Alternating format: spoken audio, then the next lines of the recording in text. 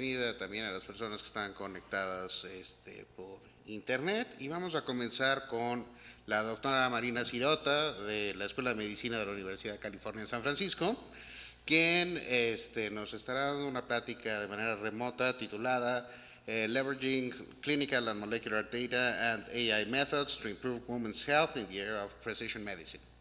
A manera de presentación, la doctora Sirota es en este momento profesora asociada y directora en funciones del Bakar Computational Health Science Institute de UCSF. Antes de esto fue investigadora senior en Pfizer, donde trabajó en el desarrollo de estrategias de medicina de precisión para el descubrimiento de fármacos. Realizó su doctorado en informática biomédica en la Universidad de Stanford. Ha trabajado en bioinformática translacional durante casi 20 años, en los que ha elaborado más de 170 publicaciones. Sus intereses se encuentran en el desarrollo de métodos integrativos computacionales en el contexto del diagnóstico de enfermedades, así como la terapéutica, con un foco especial en salud de la mujer.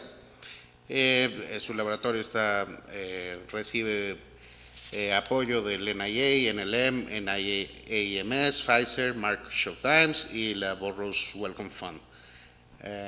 Y bueno, sin más, pues le damos la bienvenida a la doctora Sirota para su plática. Muchas gracias.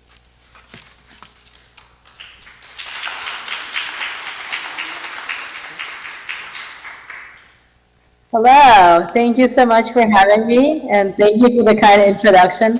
I'll be honest and say that I did not understand most of it. I think you got all the affiliations correct, so at least that part I understood. All right, let me try and share my screen and see if it works. Okay.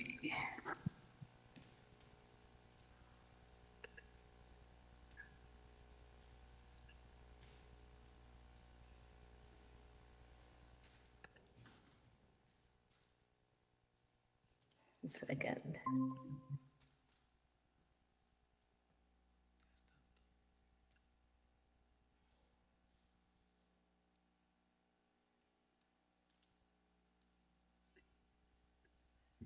Let's see.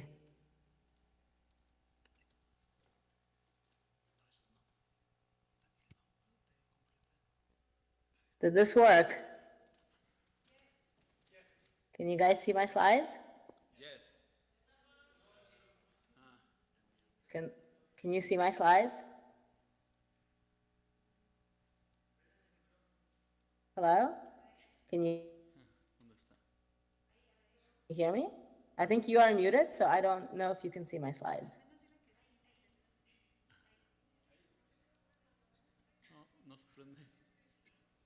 Hello? Can you let me know if you can see my slides?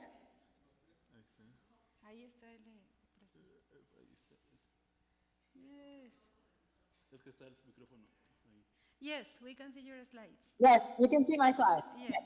All right, I cannot see you guys at all. So if something breaks up or you don't hear or don't see something, let me know. And you see the full screen view, is that correct? Yes. Okay, perfect. All right, thank you again for having me. And I'm going to tell you today a little bit about our work leveraging both molecular and clinical data to better understand preterm birth. And I always like to start saying why I am being a patient scientist today. And a lot of that is driven by the data that's available to us. There are tons of different types of data available in the public domain. These are just some examples of those resources, including the Cancer Genome Atlas, clinical data through import, a lot of expression data in the Gene Expression Omnibus, and so many other resources. At the same time, as the cost of sequencing and technology has gone down tremendously in the last 10 or 20 years, people have been trying to come up with creative ways to use these data. And that includes genomics and transcriptomics, which we've been able to look at and explore now for many, many years. But we can also look at the antibody repertoire, at epigenomics, proteomics, the metabolome, the microbiome, and now many of these measures on a single cell level. And finally, we have access to another very different type of data. This is real-world data from the electronic medical records. So at UCSF, we're incredibly fortunate. We have a de-identified version of the medical record for all UCSF patients, and actually also data captured across the whole state of California, across the whole UC system. This includes diagnosis codes, lab test results, pretty much all the information that gets captured when somebody goes to see a clinician. So in my lab, we're interested in figuring out how to leverage both types of data to understand health and disease across the lifespan. We have projects relating to pregnancy outcomes like preterm birth and recurrent pregnancy,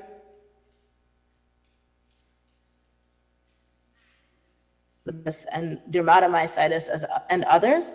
And we have a large program studying neurodegeneration with a focus on Alzheimer's disease. You can see several themes throughout these conditions. A lot of these are relating to women's health, pregnancy outcomes. Both autoimmunity and Alzheimer's are much more common in women than men. And also immunology is another aspect that's incredibly interesting in the context of all of these conditions. But for the purpose of today, I'll focus on pregnancy and preterm birth as an area of interest. Preterm birth is defined as birth before week 37 of gestation. There's about 10% of women who end up delivering preterm. Some go into labor spontaneously, and we don't really know why. In other situations, preterm birth is medically indicated.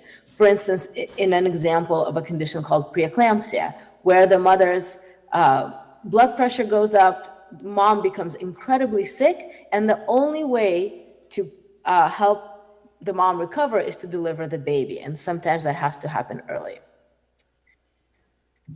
Preterm birth, specifically spontaneous preterm birth, is incredibly heterogeneous, which means we don't really know why it happens, and probably there's many reasons why a woman can go into labor early.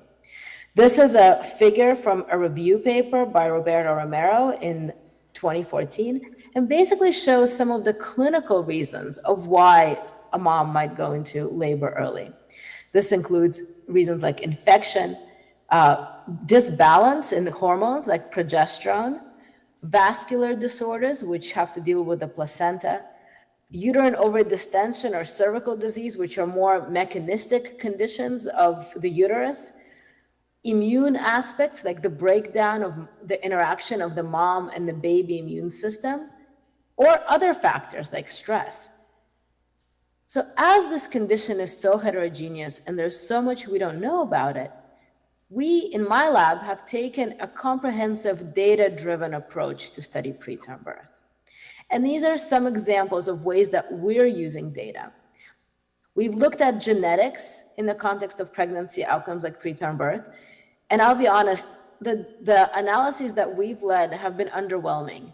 We see a few associations, but they don't nearly explain the full heritability of this question. We've been using transcriptomics data, which is gene expression, whether certain genes are turned on or turned off, both to understand what might be some biomarkers for preterm birth, but also to impact drug repurposing and identifying new therapeutics that might be impactful in the context of helping moms who are more likely to deliver preterm. I won't have time to get into those studies today, but you can see a number of references here, and I can also share more if you're interested. What I'd like to focus on today is tell you a little bit about some of our microbiome work, as well as work leveraging electronic medical records.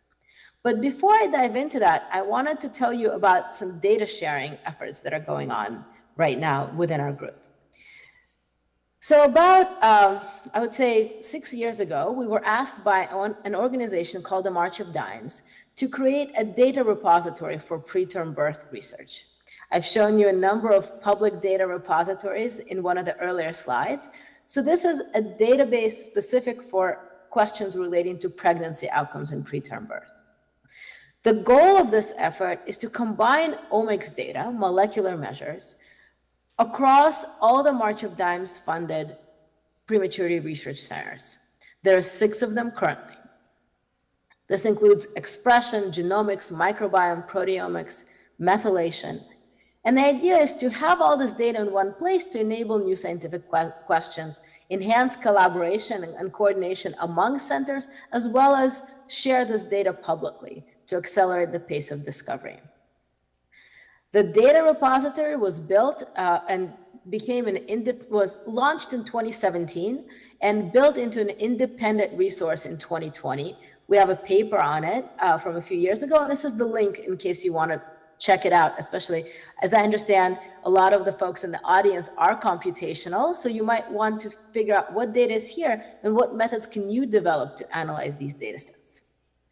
To give you an idea, as of November of 2023, we have 73 studies here across 35 types of measurements, almost 30,000 participants, and over 40,000 experimental samples. We also track the downloads, so this data is being used by the community. And the effort is co-directed by myself and Dr. Tomiko Oskotsky, who's a senior research scientist in my lab.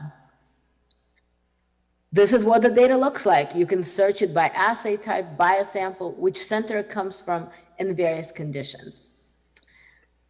And one of the biggest pie slices here within the assay type is actually microbiome data, which led us to ask, can we leverage microbiome data to better understand preterm birth? We started with a meta-analysis study a few years ago. This work was led by Deet Costi, who was a postdoc in my lab in collaboration with Katie Pollard and Atul Butte. And we combined a few data sets and were able to show that stronger and higher diversity of the microbiome is associated with adverse pregnancy outcomes like preterm birth. So here, the 2 groups, the women who delivered preterm are shown in orange, and women who delivered a term are shown in gray. And this is a modeled variance. So this is showing a measure of diversity in the vaginal microbiome throughout pregnancy across many, many samples. We know that bacterial vaginosis is associated with preterm birth, so this is not too surprising. And as a next step, what we were able to do in this first study is not only identify the fact that diversity is enriched, but also which specific bacteria are associated. And we saw a lot that were known and previously associated. Lactobacillus is the good guy, so that's negatively associated with preterm birth, as shown here. And then several others, Privitella and Gardnerella, have been studied before. There is a few new associations that we were able to identify. And this work was published a few years ago, so you can look at the publication. So since then, we wanted to expand this work a bit further. We realized there are some challenges in aggregating microbiome data. It is impossible to do it on the process level, so we need to go back to the raw reads. And there's many potential biases. We've done meta-analyses in the genetics and gene expression space before, so my initial thought was, oh, we can do this for microbiome. Well, I learned that actually there's challenges in the study, both in the study design, but also the data generation.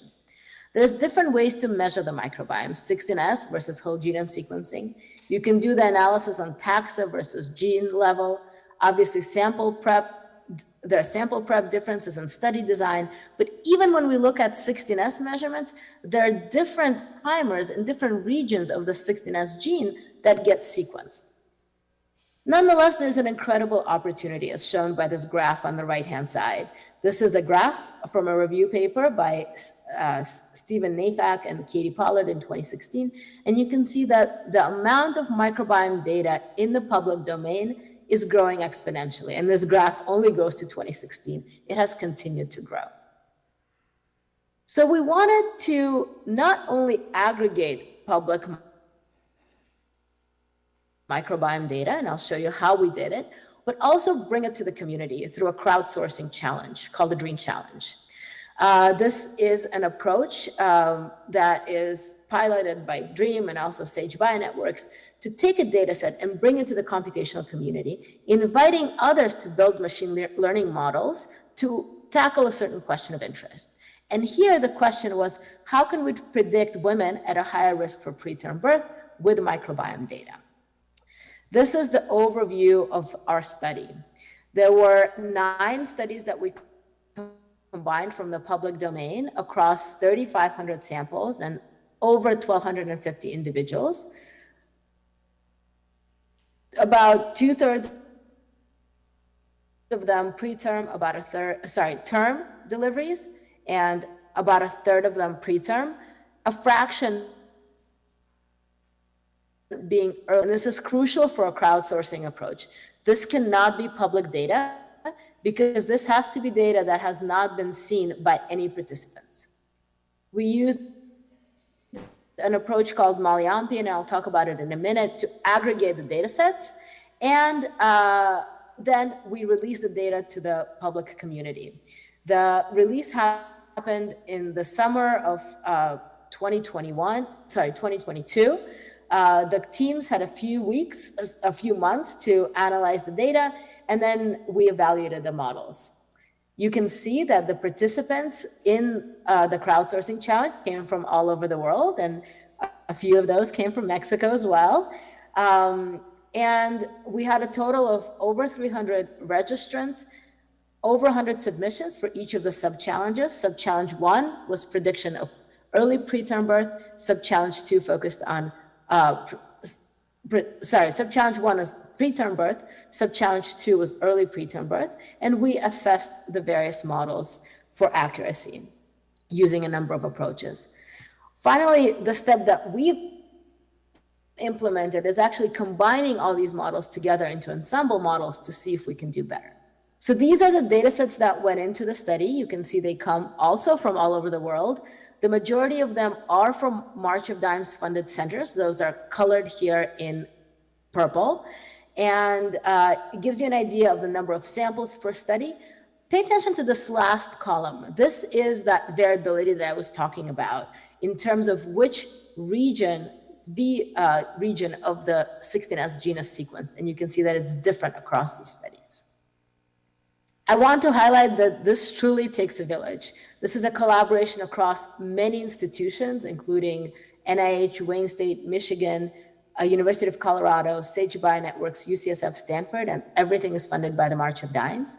And our work that came out in Cell Reports Medicine in December of 2023 has over 50 authors on it, including the participants in the winning teams. The work was co-led by Dr. Jonathan Golub, who's our collaborator from Michigan, is on faculty there, and Dr. Tomiko Oskotsky from my group. Again, these are the data that went in, and there were 2 tasks: prediction of preterm birth and prediction of early preterm birth. Why is it that we want to combine data across studies? Well, one reason is that the results that we end up getting are more generalizable. The data that we have is more diverse, so hopefully the models that we'll end up building will be more robust. And also it's inherent validation because these data are so diverse and come from different studies. But as I mentioned, it's challenging. So Jonathan developed an approach that is called Malyampi. It's available for you to try. You can download it. It's a workflow. And it uses phylogenetic placement to aggregate all these sequences together. The work was also published in Cell Reports Methods in November of 2023. And the idea is the following. We have the 16S gene. As I said, you can use different primers to profile it. And this method builds a large phylogenetic tree of all the sequences and allows us to group these sequences into phylotypes. This is a demonstration of how, well, not exactly how, but of it in practice. So these are the 9 studies, well, actually 11 studies, including 2 independent validation studies that are shown in X's. Those are data that one of them we generated, one of them we got access to through a collaboration with NIH and Wayne State. You can see that before Malyampi harmonization, each study clusters separately. So each dot here is an individual sample. They're colored by which study they come from. After normalization, you can see that we can get all of these studies on the same scale. It's not perfect. There's still some inherent clustering, but it's much, much better. And again, this is work, the harmonization is the work that was done, led by Jonathan, also together with Eleni Roldan from my team. However, once we color these samples by case control, where the blue samples show term deliveries and orange show preterm, we cannot discern between them if you look at this figure. So this is really where the power of machine learning comes in. This is when we launched the study. All of these data were available to the participants, and we started evaluating and assessing the models. We assessed the models using several performance metrics, including AU-ROC and AU-PRC, for accuracy, sensitivity, and specificity. I'm sure many of you are familiar with what a ROC curve looks like, but here it is on the right-hand side. A random classifier would be on the diagonal. And the closer we get to this dot, which would be perfection, which we strive for, but we don't get, the better the models are. As I mentioned, there were two independent validation data sets here, one from Wayne State and one from Stanford. For the Stanford one, the sequencing was carried out at UCSF, and all the data was merged with Malayampi, and you saw how that panned out in the graph that I showed before. So in terms of the models, the top two winners for the general challenge, the performance was about 0.64, 0.68, and for predicting preterm birth, and for predicting early preterm birth, we do a lot better, 0.87 and 0.84, which is quite amazing. And I will say this is not too surprising. Early preterm birth is a stronger phenotype, so it's easier to predict. We tried to break these models as much as we could. We applied a number of techniques, bootstrapping, undersampling, oversampling, to make sure that the results are robust, and they indeed were. The teams presented this work in November of 2022 at the DREAM conference in Las Vegas. I myself was not able to be there because I was actually pregnant, but Tamika was there to represent our groups as well as all the participating teams, the winners, the 4 winning teams. And again, it was an international group. There was a team from Korea, a team from Italy, and 2 teams from the US. So since then, we've been figuring out what are the common threads, what is the biology of these models. This is a heat map showing features that are common across the winning models and across all the models that were generated. We can dive into specific species. For instance, again, we see some of the known ones, Lactobacillus, Gardnerella, Privatella, but as we go down the list, we can start generating new hypotheses. And the other thing that we did that I mentioned is we can now combine all of these models in an ensemble model, and this is work led by Alice Tang, who was an MD PhD student in the lab who just graduated.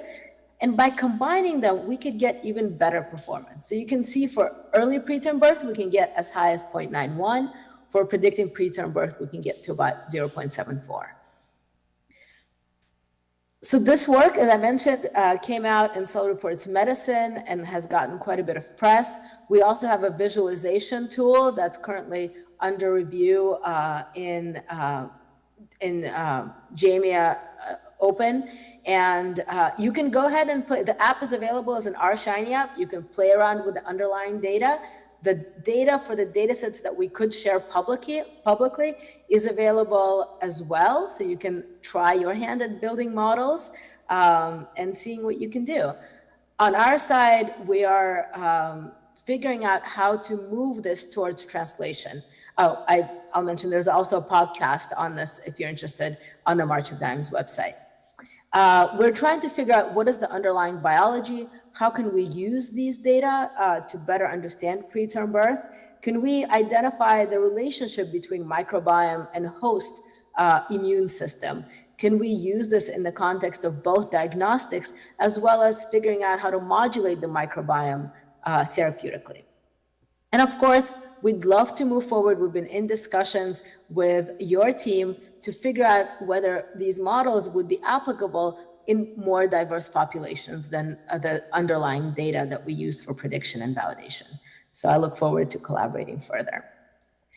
These types of data we also use for education. I run a high school program called AI for All with the goal of introducing high school trainees to the applications of AI in biomedicine.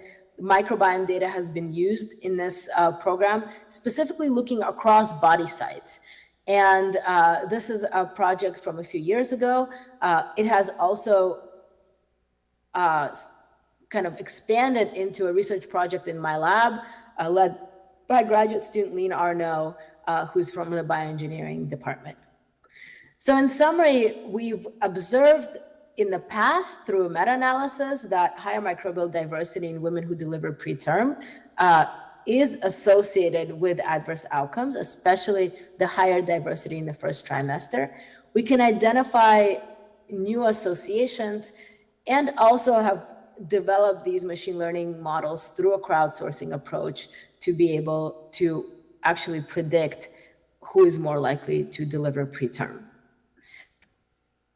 I'm going to pause there for the microbiome story. I actually want to do a time check. How much time do I have?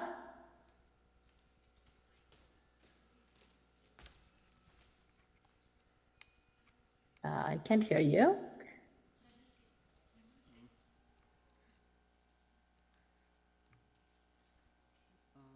All right, I will assume that I will have 5 more. Yeah, you have about 5 minutes.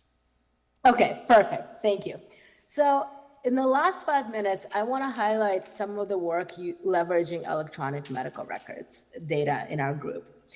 And as I mentioned, there's an incredible opportunity to leverage this data to study pregnancy, and there's several reasons why.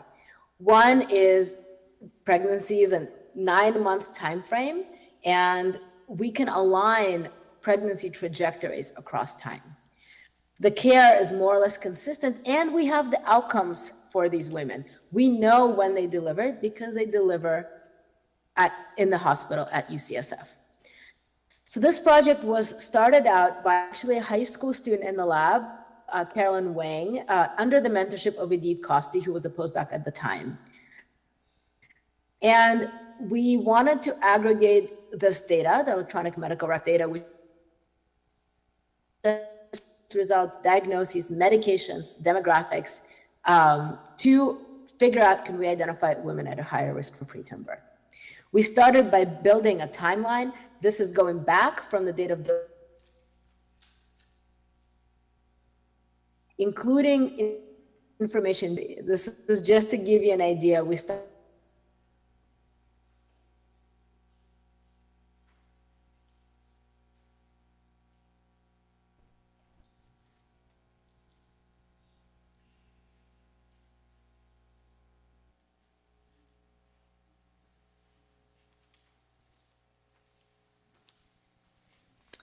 We can identify some known associations. For instance, we saw that women who are African American are at a high risk for preterm birth. This is known. Women who are Asian are at a lower risk. So we are able to replicate some of the demographic studies from before. Also, in terms of clinical associations, we see prior preterm birth is the strongest risk factor. That is well known. Also, conditions like obesity, type 2 diabetes, and essential hypertension. But we also see some things that are a bit more interesting, like anxiety disorder, major depressive disorder, hyperthyroidism. So those are associations. Now moving into prediction. This is a collaboration with Aben Abraham and Tony Capra. Tony is now at UCSF. Prior, he was at Vanderbilt. And we both started building machine learning models on EHR data at the same time. So we decided, instead of competing with each other, let's bring our data together. These are the 2 cohorts at UCSF and Vanderbilt. The models were built on Vanderbilt data. The goal is predicting preterm birth from electronic medical records. And they were sent over to UCSF, where our team, Brian and Edith, were leading the work. And this is what the results look like. You can see the performance. We looked at these ROC curves before. At UCSF and Vanderbilt, overall, 0.8, 0.7 Overall, not incredible, but the key is they're comparable. And that's amazing because Vanderbilt has a completely different patient population, completely different clinicians who oversee these patients. Nonetheless, the models themselves perform comparably across the two institutions. You can read more about this work. It was published in BMC Medicine in 2022. We've also been collaborating with a group at Stanford led by Nima Agapur and his lab and have gone a step further. The idea here is to predict neonatal outcomes, so baby outcomes from maternal data. Again, the models were built at a different institution here at Stanford, and we can link the mom-baby pairs. So here the story is a little bit different. When they sent us the initial models, they actually did not replicate quite as well. And we realized the reason for that is some of the maternal codes that are used at Stanford are not even used at UCSF. So what we did is we took the frequency of the diagnosis codes at Stanford, took the frequency of the diagnosis codes on UCSF, and this is shown on the left figure. Stanford is on the x-axis, UCSF on the y-axis. Once we focus on the codes that are used in common across the two institutions and use those features, we can predict a number of neonatal outcomes consistently across the two institutions. And this is showing the case for 5 of these neonatal outcomes. For instance, anemia of prematurity is one of them. And this is quite impressive as well. And you can see the Stanford data here in red and the Stanford data in blue and UCSF data in red, and it's quite comparable across these 5 examples. So what are we on to now? So right now we have data on about 50,000 deliveries across over 30,000 moms. UCSF is a tertiary center, so the preterm birth rate is higher. We can say which women delivered spontaneously versus medically indicated. And we have incredible data across the whole UC system. This is about 150,000 deliveries, about 5,000 of them preterm. We have measurements, medications, other diagnoses. It just gives you an idea of the order of magnitude of the data that we're working with. This is demographics for the pregnancy cohort as well as the preterm birth subgroup. There's a number of projects in the lab, understanding and subtyping both recurrent pregnancy loss and preterm birth, and this is led by Jean Costello, Hannah Takasuka in collaboration with Tony Capra and his team, and further applying predictive modeling to the data. We've been looking at therapeutics and the effects that they might have on adverse pregnancy outcomes. We're looking at clinical notes and applying natural language processing to better understand bias, and also have a number of projects in other disease areas like endometriosis and male infertility. With that, I'll close and say that my hope is that by aggregating clinical and molecular data, we can get a little bit closer to precision medicine. I'd like to thank the team, both my team at UCSF, collaborators at UCSF and beyond. Peraton team develops a data repository and the larger March of Dimes network, as well as March of Dimes and NIH for funding. This is our team in February of 2020, all in one elevator. We work quite a bit remotely, but nonetheless, we get together and lead this hybrid lifestyle to do the work that we do. And I'm excited to share, actually, one of my lab members is an alumni of UNAM, Laura. She's amazing, and she works on endometriosis currently, as well as autoimmune disease. And with that, I would like to thank everybody, and I would like to further take any questions. And I'll stop sharing.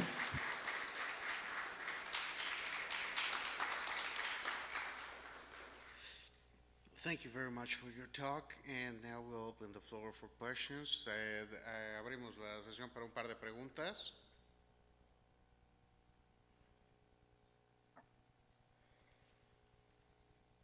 You probably have to repeat the question because I probably can't hear and I can't see what's in the room.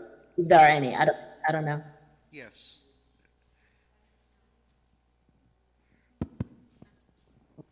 Hi, Marina. My question. Hi. I'm Laura Gomez from Inmehen. My question is 2 questions.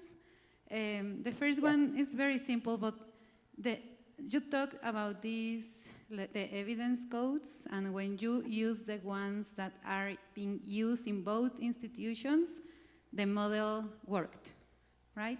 But what my question is, this difference in the usage of evidence codes is because the doctors are calling different to the same, because evidence code is like the diagnosis, right? So the doctor is is giving different diagnoses because they are not familiar with the diagnosis, or the different institutions receive the persons that are sick in different ways. So, yeah, that's a good question. So I will say, in honesty, we don't know, but my feeling, it's actually neither. I think the reason that there's such a difference is that primarily these codes are used for billing purposes. So I think the hospitals are actually billing differently. You know, UCSF is a state entity, Stanford is a private hospital. So there might be just different ways that clinicians bill for the same condition. So I don't think it's for the lack of knowledge or the different patient populations. Maybe the patient populations are different. That could be a reason. But nonetheless, I think it's actually less scientific and clinical and more administrative. And that impacts on the model. Yeah. ¿Alguna otra pregunta? But I will also say the way that we're selecting it is agnostic of outcome. So we take everybody, not those who deliver preterm. We take or have those outcomes of interest for the babies. We take all the pregnancies, look at frequencies of diagnoses, and choose the features. So basically, Stanford retrained their model on the features that at least appear in UCSF. Sure. Hi, I'm Silvia Jimenez from Inmeyer, and my question is, how do you explain the bacteria diversity with preterm delivery? Yeah, that's a great question. So I will say there are benefits and drawbacks for these computational approaches, and especially for public data. The benefits are the data is free. Yes, it takes effort to aggregate, but the drawbacks are that it's only a way to generate hypotheses.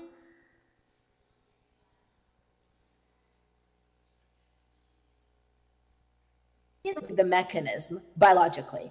So question, I don't know whether it's some dysbiosis, vaginal bacteriosis that happens early in pregnancy that is associated with preterm birth.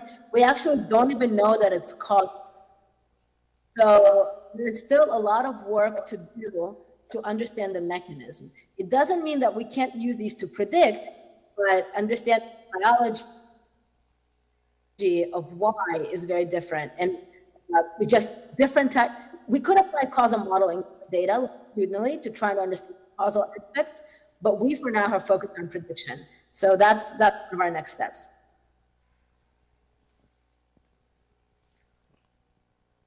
¿Hay otras preguntas?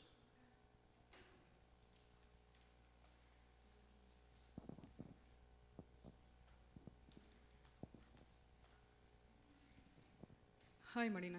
It was a pleasure hearing you. Hi. How are you planning to enhance your model adding the clinical data? Which type of models are you planning to use, or how are you planning to manage that type of mixture or data, that different kind of data? Are you planning to create another model for the forecast using clinical data? So are you talking about the, I'm sorry, I have a little bit of a hard time.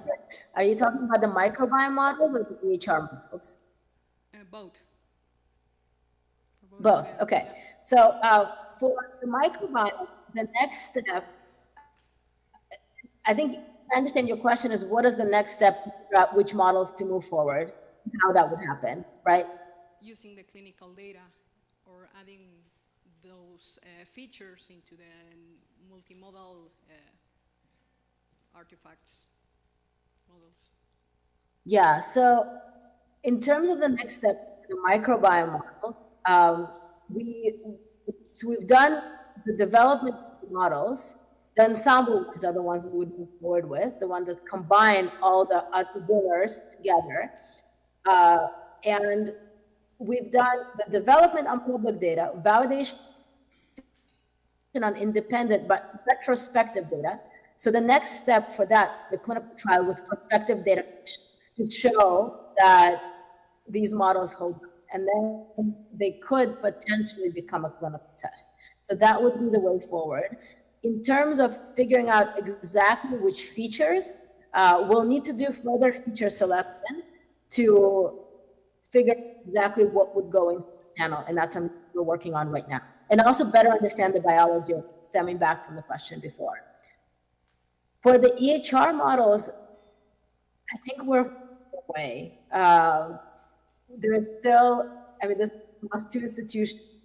Yes, it's working, but there's still a lot of unknowns, and we have to do this again and again across many more. So in my mind, the next for us is to have them directly available, to do it across the state of California first, and then start looking at the institutions. Thanks. Bueno, con eso cerramos la sesión de preguntas. We would like to thank Dr. Sirota again for her lovely talk.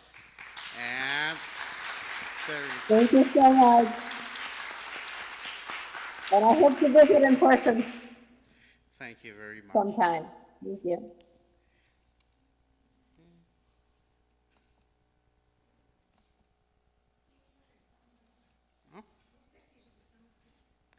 Y entonces ahora vamos a tener nuestra sesión de pósters y break de café y regresamos a las 4 de la tarde para nuestra siguiente, a las 4, regresamos a las 4. Bueno. 15 minutos, está bien, 15 minutos, 1, 2, 3, regresamos probando, a las 4 1, de la 2, tarde. 3, 1, 2, 3, 1, 2, 3, creo que es.